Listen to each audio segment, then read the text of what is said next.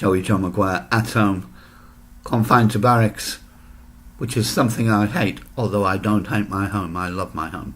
But I hate being hemmed in, and I'm unable to get out into that big wide world. But I've had a measure up, I've had a quadruple bypass, and although I'm doing really well convalescing and getting better, there are limits for even I. Anyway, I'm playing catch up now because there's been no Wi-Fi and I've been unable to get out. One of my latest poems is called Waiting for the Coming.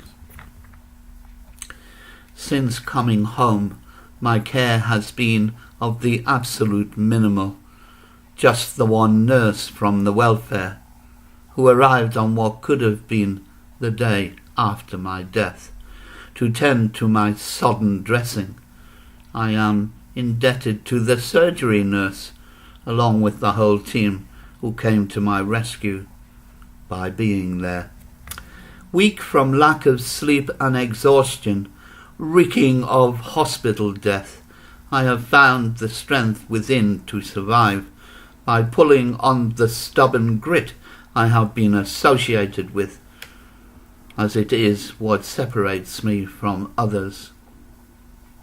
I convalesce in utter loneliness.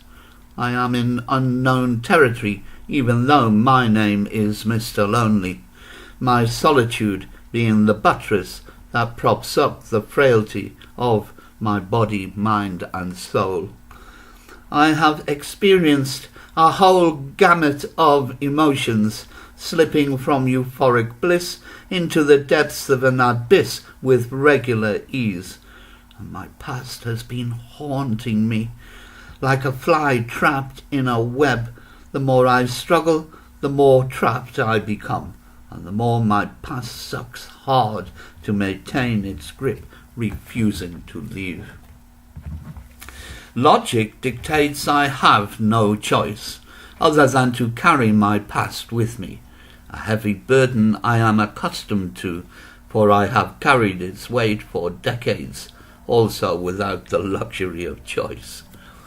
For the first time in a long time, I am aware there is hope of a future, but it is on hold somewhat, as I am weakened by the surgeon's knife, still awaiting the outcome and his renewed prognosis.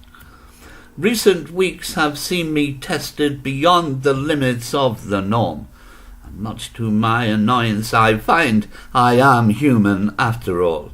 I have tears, bleed, and feel pain, both emotional and physical. I want so much to go on living, and yet I am fearsome, for I live this life alone, and there is no hand of help being offered, nor do I see an anchor that I may latch onto. I have been humbled and filled with gratitude by the many acts of human kindness bestowed upon me.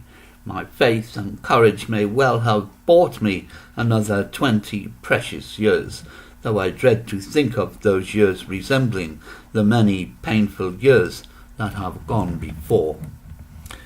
Frightened to live, while at the same time being terrified of dying, I am caught in a congruent triangle that is a maelstrom of human doubt.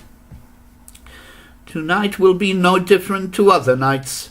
I shall be sleepless as I share my nocturnal world with my demons. I shall be forced to while away my midnight hours ruminating in reminisce, frustrated by my inability to solve even the simplest of problems.